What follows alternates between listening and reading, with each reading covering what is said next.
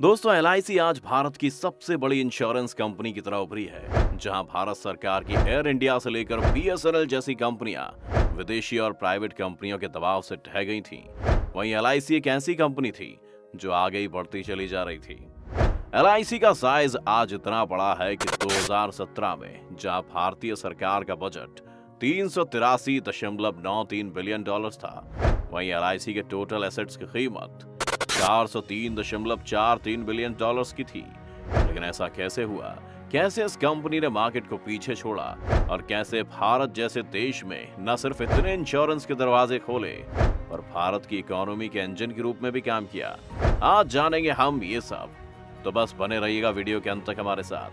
लेकिन वीडियो शुरू होने से पहले अगर आप चैनल पर नए हैं या आपने अभी तक चैनल को सब्सक्राइब नहीं किया है तो चैनल को सब्सक्राइब करना और बेल आइकन दबाना ना भूलें। तो आज आप जानते हैं कि एलआईसी दुनिया की 5वीं सबसे बड़ी इंश्योरेंस कंपनी है। पर बहुत से लोगों को ये नहीं पता होगा कि इंश्योरेंस कंपनियां क्या काम करती हैं। तो आइए इसके पहले इसका बिजनेस मॉडल समझते हैं। इंश्योरेंस कंपनियां, स्पेशली लाइफ इंश्योरेंस कंपनियां, आपको हर महीने एक छोटा सा अमाउंट अपने पास डिपॉजिट करने के लिए कहती हैं, जिसे आप प्रीमियम कहते हैं। ये प्रीमियम कुछ सालों का होता है। मान लीजिए कि आपने 25 साल तक हर महीने 2,000 रुपए जमा किए। इस तरह से 25 साल बाद आपके पास 6 लाख रुपए हो जाएंगे। अब अगर किसी दुर्घटना में या किसी भी कारण से आप नहीं रहते तो ये कंपनियां आपके परिवार को ये पैसा दे देंगी, जिससे आपका परिवार आपके जाने के बाद भी कोई वित्तीय संकट ना झेले। इंश्योरेंस कंपनीज अपने आसपास आए हुए पैसों को कहीं और इन्वेस्ट करके या फिर डिफॉल्टिंग कस्टमर्स के क्लेम ना पास करके अपना पैसा बनाती हैं, ताकि वो आपका पैसा भी सिक्योर रख सके और अपने एम्प्लॉयज को भी सैलरी देते रहें। तो मोटे मोटे तौर पर ये इनका बिजनेस मॉडल होता है। अब आते हैं कि एलआईसी की जरूरत क्यों पड़ी। इसके लिए हमें 1950 के भारत में जाना होगा, जब भारत को आजाद हुए सिर्फ कुछ ही साल हुए थे और यहाँ की 60% आबादी गरीबी में जी रही थी। इसके अलावा हर घर में ज्यादातर एक ही कमाने वाला व्यक्ति होता था, जिस पर 8 से 10 लोग निर्भर होते थे। ऐसे में अगर इस इंसान की मौत हो जाए तो इन सभी लोगों पर गरीबी का संकट मंडराने लगता था। इससे न सिर्फ इन्हें नुकसान था पर देश की अर्थव्यवस्था को भी चोट पहुंचती थी, क्योंकि आबादी का एक बड़ा हिस्सा असहाय हो जाता और फिर वो उतना अच्छे से इकोनॉमी में कंट्रीब्यूट नहीं कर पाता। अब इस समस्या को सुलझाने का एक ही रास्ता था, जीवन बीमा यानी लाइफ इंश्योरेंस। यूं तो उस वक्त भी भारत में 245 लाइफ इंश्योरेंस कंपनीज थी, लेकिन वो ज्यादातर शहर में रह रहे लोगों पर ही ज्यादा ध्यान देती थी, क्योंकि उनके पास प्रीमियम भरने का पैसा था। लेकिन जिस सेक्टर को बीमा की सबसे ज्यादा जरूरत थी वो इससे वंचित ही रह जाता था। तब 1956 में 245 इंश्योरेंस कंपनीज को मर्ज करके लाइफ इंश्योरेंस कॉर्पोरेशन या एलआईसी की स्थापना सरकार द्वारा की गई। इन कंपनियों के पास कुल मिलाकर 27,000 से भी ज्यादा एम्प्लॉइज और 50 लाख पॉलिसीज थी। अब परेशानी फिर भी यही थी कि एलआईसी तो बना ली, लेकिन भारत के गरीब लोगों तक इस स्कीम को कैसे पहुंचाया जाए। और यहाँ पर काम आए एलआईसी के होनहार एजेंट्स, जिन्होंने कुछ अगले सालों तक घोड़ा गाड़ी से लेकर बसों का सफर करते हुए थक्के खाए, लेकिन वो भारत के हर गांव और हर कस्बे तक पहुंचे ताकि वो लोगों को एलआईसी के फायदों के बारे में बता सकें। ये जर्नी आसान नहीं थी और रिजल्ट्स आने में वक्त लगा, बहुत वक्त। लगभग एलआईसी को 30 साल लगे लोगों को बीमा और उसके फायदों के बारे में एजुकेट करने में।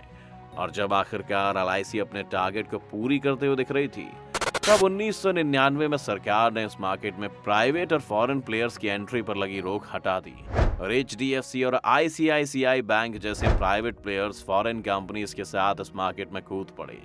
सभी को लगा था कि एलआईसी का फ्यूचर अब अंधेरे में है और ये प्राइवेट प्लेयर्स धीरे धीरे एलआईसी का सारा मार्केट खा जाएंगे। लेकिन ऐसा नहीं हुआ और इसके कई कारण थे। जैसे भारत में टूथपेस्ट की जगह लोग कोलगेट बोलते हैं, वैसे ही लोग इंश्योरेंस की जगह एलआईसी बोलते हैं। ये नाम लोगों की जुबान पर इस तरह चढ़ा हुआ है कि कभी फीका नहीं पड़ा। इसके अलावा एलआईसी की सर्विस एक सरकारी कंपनी होने के बाद भी शानदार थी। एलआईसी का सेटलमेंट रेशियो 98% था, यानी कि लगभग सभी को अपना जमा किया हुआ पैसा वापस मिल जाता था, जिस कारण एलआईसी पर लोग भरोसा करते थे। इन सभी के अलावा भी एलआईसी का एम्प्लॉय ट्रेनिंग प्रोग्राम शानदार था।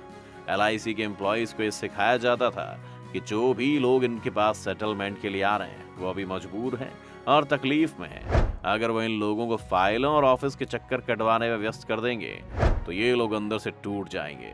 जिस वजह से LIC के हर एम्प्लॉय का ये कर्तव्य है कि वो हर कस्टमर की क्लेम लेने में पूरी मदद करे। LIC ने अपने एम्प्लॉयज के बीच इस तरह का माहौल खड़ा किया और इसका असर उनके एम्प्लॉयज पर भी दिखा, जिस वजह से लोग LIC से हमेशा खुश रहते थे। LIC ने इस क्षेत्र में प्रोएक्टिव कदम भी उठाए। पहले अगर आपको क्लेम लेना होता था तो आपकी फाइल LIC ब्रांच से डिविजनल ऑफिस, फिर वहां से जोनल ऑफिस और फिर कभी तो सेंट्रल ऑफिस तक भी जाती थी, जिसमें काफी वक्त लगता था। लेकिन LIC ने धीरे खुद को डिसेंट्रलाइज करना शुरू किया और इस तरह का सिस्टम बनाया कि लोगों के क्लेम्स को डिविजनल लेवल पर ही पास किया जा सके, जिससे क्लेम लेने का वक्त भी घट गया। 2013 की एक रिपोर्ट के मुताबिक LIC के 43 में से 41 डिविजनल ऑफिसर्स आज बिना सेंटर के दखल के इंडिपेंडेंटली काम करते हैं, जिसने पूरी प्रोसेस को बहुत तेज कर दिया है। इसके अलावा LIC ने लोगों को उनकी फैमिली की जरूरत के हिसाब से इंश्योरेंस की रकम तय करने की सुविधा भी दी, जिससे कि हर कोई अपने हिसाब से अपने फ्यूचर के लिए प्लानिंग कर सके। सिर्फ इतना ही नहीं, LIC ने शहरों को छोड़ गांव और छोटे कस्बों के लिए अलग तरह की स्कीम्स बनाई जो वहां के लोगों को सूट करती थी और इस वजह से भी बड़े स्तर पर लोग LIC से जुड़े। LIC ने सिर्फ इतना ही नहीं किया, सरकार ने LIC के पैसे को इन्वेस्ट करने के लिए भी कुछ गाइडलाइंस जारी की और ये फैसला किया कि LIC अपने 50% एसेट्स गवर्नमेंट और गवर्नमेंट बैक्ड सेक्टर्स में इन्वेस्ट करेगा। इसके अलावा बाकी बचे 35% को प्राइवेट और पब्लिक सेक्टर बॉन्ड्स में इस्तेमाल किया जाएगा और 15% को अथॉरिटीज जहां चाहे वहां इन्वेस्ट कर सकती हैं। इसका रिजल्ट ये हुआ कि LIC भारत की अर्थव्यवस्था को चलाने वाला इंजन बन गया। आज LIC ने अपने 65% एसेट्स सोशल सेक्टर्स जैसे power, electricity, water supply, sewage और पब्लिक ट्रांसपोर्टेशन सिस्टम में इन्वेस्ट किए हुए हैं, जिसने भारत के इंफ्रास्ट्रक्चर को डेवलप करने में काफी मदद की है। साल 2016 में जब केंद्रीय सड़क परिवहन मंत्री नितिन गडकरी ने अनाउंस किया था कि वह भारत के रोड नेटवर्क को 2 लाख किलोमीटर तक और एक्सटेंड कर देंगे, तब भी LIC ने इस प्रोजेक्ट में 2.5 लाख करोड़ रुपए यानी कि अकेले 20% का निवेश किया था। इसके अलावा इतिहास में भी हमें ऐसे कई उदाहरण मिलते हैं। 1965 की भारत पाकिस्तान जंग के दौरान जब भारत का स्टॉक मार्केट क्रैश होने लगा था, तब भी LIC ने मार्केट में 5 करोड़ रुपए पंप करते हुए इसे संभाला था। आज भी LIC ने लगभग 50,000 करोड़ रुपए से ज्यादा रुपए निफ्टी 50 की कंपनियों में इन्वेस्ट किए हुए हैं, जो लगातार हमारी अर्थव्यवस्था को गति दे रहे हैं। तो दोस्तों, ये थी LIC की कहानी, जो एक मायने में भारत की कहानी भी थी।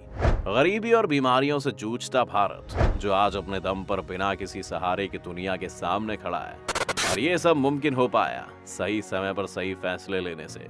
उम्मीद है आपको आज की वीडियो से कुछ जानने को मिला होगा। आपको LIC के फ्यूचर के बारे में क्या लगता है? अपनी राय हमें कमेंट सेक्शन में लिखना मत भूलिएगा। अगर आपको ये वीडियो पसंद आया हो तो वीडियो को लाइक करें। अगर आप चैनल पर नए हैं या आपने अभी तक चैनल को सब्सक्राइब नहीं किया है तो चैनल को सब्सक्राइब करा और बेल आइकन दबाना ना भूलें।